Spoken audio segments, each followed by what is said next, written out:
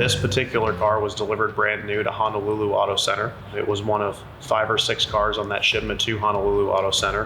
By 1972, Crispin Torres, on his way to work, he would routinely see the car sitting in a pineapple grove, not running, and so over time he befriended the owner, and one night over a case of beer, he managed to convince the owner to sell him the car. He moved back to the mainland shortly thereafter, and it sat as a project car up until this particular day of the video.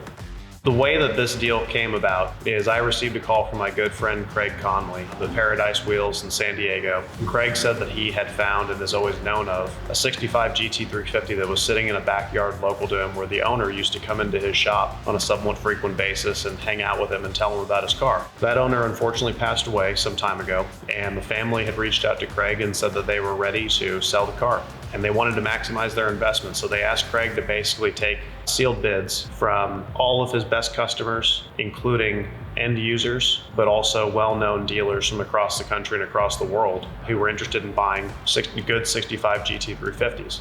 And so I was one of those many names and submitted an offer, and I was happy to find that I was the high bid. And so then I made a trip to San Diego, and basically what you see in this video is just kind of a video of where the car sat since the mid-1970s. So you pull up to the house and you're right near the shipyards in San Diego, and you'd never assume that there were any cars in this backyard. The alleyway was so narrow that we couldn't hardly fit the car more than a couple inches on either side. And the car sat under what was essentially kind of a lean-to shed for nearly 50 years.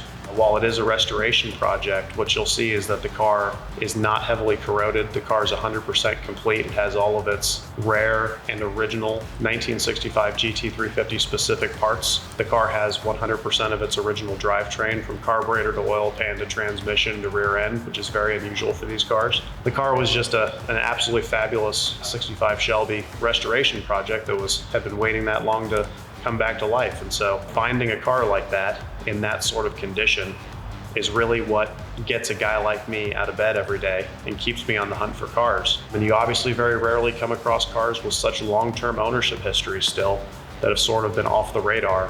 You know, it was a sad day for the family to see the car go, but they're really happy to see it go to somebody who's going to restore the car and do the car justice. And I know they're excited to see what it looks like when it's finished, as I know all you are as well. And so we're going to be bringing a lot more content to you about the restoration of this car and sharing a lot about kind of the car's, sort of resurrection and restoration.